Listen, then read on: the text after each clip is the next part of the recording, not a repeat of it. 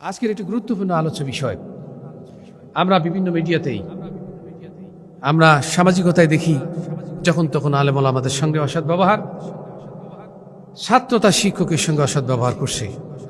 আমরা জেনে নেই আল্লাহ তাআলার কোরআনুল কারীমে, রাসূলুল্লাহ সাল্লাল্লাহু আলাইহি সাল্লামের সুন্নাতে এটার কোনো সমাধান আছে কিনা। তাহলে এক কথায় আজকের আলোচ্য বিষয়, শিক্ষকের সঙ্গে ছাত্রের আচরণ কেমন হওয়া উচিত। প্রেক্ষাপট আলোচনা করি।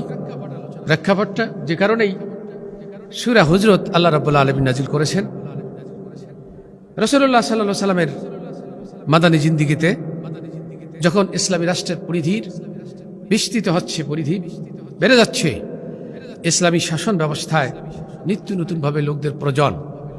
কোন এলাকায় শাসনকর্তা, শাসন কার্য পরিচালনার জন্য কার প্রয়োজন, সেই সমস্যাগুলো নিয়ে বনু তামিম গোত্রের একটি প্রতিনিধি দল রাসূলুল্লাহ সাল্লাল্লাহু আলাইহি সাল্লাম কাছে উপস্থিত হলেন যে বনি তামিম গোত্রের শাসক কাকে নিয়োগ করা যায়।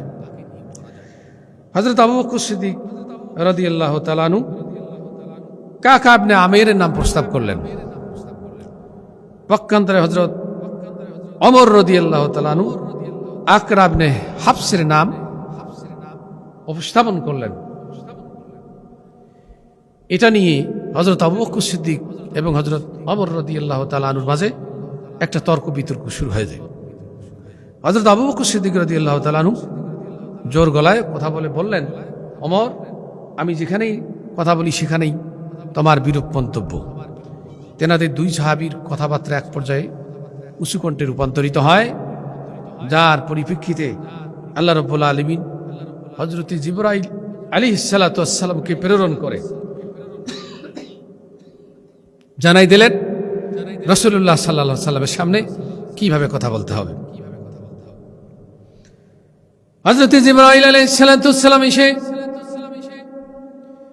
রাসূলুল্লাহ সাল্লাল্লাহু আলাইহি সাল্লামকে আয়াতখানা পড়ে শোনালেন, ইয়া আইয়ুহাল্লাযীনা আমানু লা তারফাউ আসওয়াতাকুম ফাওকা সাওতিন নবী।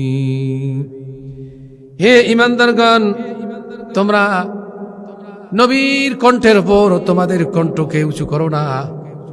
যেভাবে তোমরা পরস্পরের উপর উঁচু কণ্ঠায় কথা বলো, উঁচু আওয়াজে কথা বলো, উঁচু স্বরে কথা বলো, এইভাবে তোমরা উঁচু স্বরে কথা বলো, তাহলে তোমাদের অজান্তে তোমাদের আমল নামাগুলো ডিলিট হয়ে যাবে। হাবিতাত আমালুকুম, তোমাদের আমল নামাগুলো ডিলিট হয়ে যাবে। এই কথা রাসূলুল্লাহ সাল্লাল্লাহু আলাইহি সাল্লাম আয়াতে কারিমা তেলাওয়াত করে শোনালেন। শোনার সঙ্গে সঙ্গে হযরত আবু বকর সিদ্দিক রাদিয়াল্লাহু তাআলা অনুতপ্ত হয়ে গেলেন। বললেন, ইয়া রাসূলুল্লাহ, যতদিন জীবিত আছি আপনার সঙ্গে আর জোরে কথা বলবো না।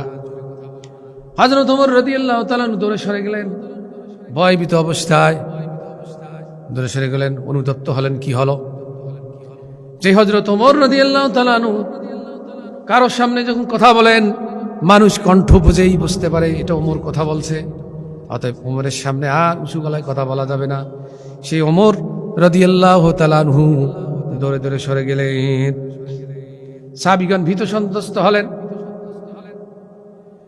ওমর, হযরত ওমর রাদিয়াল্লাহু তাআলা আনহু রাসূলের সামনে যখন আসেন, আল্লাহর নবীকে প্রশ্ন করেন। প্রশ্নটা বোঝার জন্য আল্লাহর নবী ওমর রাদিয়াল্লাহু তাআলা আনহুকে তিনবার জিজ্ঞেস করেন, ওমর কি বলেছ, ওমর কি বলেছ, ওমর কি বলেছ। এইভাবে সাহাবীগণ ধরে ধরে থাকা শুরু করে দিলেন। এরপর আল্লাহ রাব্বুল আলামিন হযরত জিবরাইল আলাইহিস সালাতু ওয়াস সালামকে পাঠালেন। হযরত জিবরাইল আলাইহিস সালাতু ওয়াস সালাম আসলেন, রাসূলুল্লাহ সাল্লাল্লাহু আলাইহি সাল্লামের হাঁটুর সঙ্গে হাঁটু লাগে বসলেন, একবারে কাছাকাছি হয়ে বসলেন। বর্ণিত সাহাবী হযরত আবু হুরায়রা রাদিয়াল্লাহু তাআলা আনহু বলেন, দূর থেকে আগমনের কোনো চিহ্ন তার চেহারার মধ্যে নাই, আমরা তাকে কেউ চিনি না, কিন্তু রাসূলুল্লাহ সাল্লাল্লাহু আলাইহি সাল্লামের একবারে কাছাকাছি এসে বসলেন। আল্লাহর নবীকে প্রশ্ন করছেন, আল্লাহর নবী একটার পর একটা প্রশ্নের সুন্দরভাবে জবাব দিচ্ছেন। এরপরে রাসূলুল্লাহ সাল্লাল্লাহু আলাইহি ওয়াসাল্লামের কাছ থেকে বিদায় নিয়ে যখন তিনি চলে যাচ্ছেন, রাসূলুল্লাহ সাল্লাল্লাহু আলাইহি ওয়াসাল্লাম হযরত ওমরকে ডাক দিয়ে জিজ্ঞেস করলেন, ইয়া ওমর, আমা শারদা ইন্না হাযার রাজুল, হে ওমর, তুমি কি জানো এই আগন্তুককে? তুমি কি জানো? তুমি কি তাকে চিনো নাকি? হযরত ওমর রাদিয়াল্লাহু তাআলা বললেন, ইয়া রাসূলুল্লাহ, চিনি না। রাসূলুল্লাহ সাল্লাল্লাহু আলাইহি ওয়াসাল্লাম বললেন, হাযা জিবরাইল আলাইহিস সালাম আতাকুম ইউআল্লিমুকুম দীনাকুম। হে ওমর, জেনে রাখো, ইনি হলেন হযরত জিবরাইল আলাইহিস সালাতু ওয়াস সালাম। ইনি এসেছিলেন তোমাদেরকে দ্বীন শিক্ষা দেওয়ার জন্য। তোমরা তোমাদের নবীকে কিভাবে প্রশ্ন করবে, তার সঙ্গে কেমন আচরণ করবে, এই শিক্ষা দেওয়ার জন্য তিনি আল্লাহ রাব্বুল আলামিন হযরত জিবরাইল আলাইহিস সালাতু ওয়াস সালামকে মানুষের আকৃতিতে আমার কাছে প্রেরণ করেছিলেন। এরপর সাহাবীগণ শিখলেন আল্লাহ নবীর সামনে কিভাবে কথা বলতে হয়। কেননা রাসূলুল্লাহ সাল্লাল্লাহু আলাইহি ওয়াসাল্লাম বলেছেন, ওয়া ইন্নাল উলামা ওয়ারাসাতুল আম্বিয়া, নিশ্চয় ওলামায়ে কেরাম এনারা রাসূলগণের ওয়ারিশ। কেননা রাসূলুল্লাহ সাল্লাল্লাহু আলাইহি ওয়াসাল্লামের পর পৃথিবীতে আর কোনো রাসূল আগমন করবে না। রাসূলগণের রিসালাতের দায়িত্ব ওলামায়ে কেরামকে পালন করতে হবে। কাজেই ওলামায়ে কেরামের সঙ্গে এরকম আদব রক্ষা করে কথা বলতে হবে। জি, আদব রক্ষা রাসূলুল্লাহ সাল্লাল্লাহু আলাইহি ওয়াসাল্লামের সাহাবীগণ রাসূলুল্লাহ সাল্লাল্লাহু আলাইহি ওয়াসাল্লামের সামনে করেছেন। আপনি ইচ্ছে করলে একজন আলেমকে যেমন তেমন প্রশ্ন করতে পারেন, যেমন করে তেমন সদাচরণ করতে পারেন, এটা করতে পারেন না। আপনি যদি করেন, আপনার অজান্তেই আপনার আমলনামাগুলো আল্লাহ তাআলা ডিলিট করে দিবেন। কারণ রাসূলুল্লাহ সাল্লাল্লাহু আলাইহি ওয়াসাল্লাম বলেছেন, ফাদলুল আলিমি আলাল আবিদ কাফাদলি আলা আদনাকুম, যে সাধারণ মানুষের উপর আলেমদের মর্যাদা এমন, আমি নবীর মর্যাদা সর্বসাধারণের উপর যেমন। আবার রাসূলুল্লাহ সাল্লাল্লাহু আলাইহি ওয়াসাল্লাম আরেকখানে বলেছেন, আলেমের মর্যাদা পূর্ণিমার চাঁদ, পূর্ণিমা রজনীর রাতে এই আকাশ ভরা তারকারাজি, নক্ষত্র ভরা তারকারাজি, এই তারকারাজি দিয়ে ভরা, এই তারকারাজির আলো আর চন্দ্রের আলো। রাসূলুল্লাহ সাল্লাল্লাহু আলাইহি ওয়াসাল্লাম বলছেন যে চন্দ্রের আলোর চাইতে কোটি কোটি তারকা, কোনটার আলো বেশি? সাহাবীগণ বলেন, ইয়া রাসূলুল্লাহ, কমার চন্দ্রের আলো অনেক বেশি। আল্লাহ রাসূল সাল্লাল্লাহু আলাইহি ওয়াসাল্লাম এটাই উদাহরণ দিয়েছেন। এটা হলো সর্বসাধারণের উপর আমি নবীর মর্যাদা, ঠিক সর্বসাধারণের উপর আলেমদের মর্যাদা। এই আলেমদের সঙ্গে আপনি কথা বলবেন, আপনি ধমক দিয়ে কথা বলবেন? কে শিখিয়েছে আপনাকে আদব? আল উলামা ওয়ারাসাতুল আম্বিয়া ওয়া ইন্নাল উলামা ওয়ারাসাতুল আম্বিয়া, নিশ্চয় ওলামায়ে কেরাম নবীগণের ওয়ারিশ। সুবহানাল্লাহ বিহামদিহি, এত বিশাল মর্যাদা আল্লাহ তাআলা তাদেরকে দান করেছেন। ওয়া ইন্নাল আম্বিয়া লাম ইউরিসু দিনারান ওয়ালা দিরহামান, আর নবীগণ নিশ্চয় কোনো সম্পদ রেখে যান নাই, দিনার রেখে যান নাই, দিরহামও রেখে যান নাই। ওয়া ইন্নামা ওয়ারাসুল ইলমা, তারা ইলম রেখে গিয়েছেন, ইলমের উত্তরাধিকার রেখে গিয়েছেন।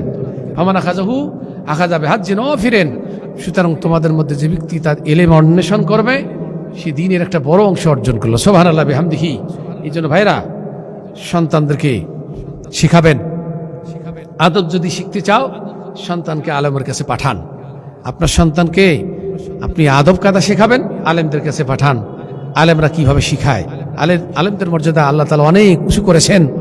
আল্লাহ রাব্বুল আলামিন আরেক জায়গায় বলেছেন, ইন্নামা ইয়াখশাল্লাহা মিন ইবাদিহিল উলামা, নিশ্চয় বান্দাদের মধ্যে যারা আলেম তারাই আল্লাহ তাআলাকে বেশি ভয় করেন। সুবহানাল্লাহ বিহামদিহি। এই সার্টিফিকেট আল্লাহ তাআলা দিয়েছেন। রাসূলুল্লাহ সাল্লাল্লাহু আলাইহি ওয়াসাল্লাম বলেছেন, খায়রুকুম মান তাআল্লামাল কুরআন ওয়া আল্লামা, তোমাদের মধ্যে সর্বোত্তম এই ব্যক্তি যিনি কোরআনুল কারীম শিখেন এবং শিক্ষা দেন, তাঁরাই হলেন আলেম।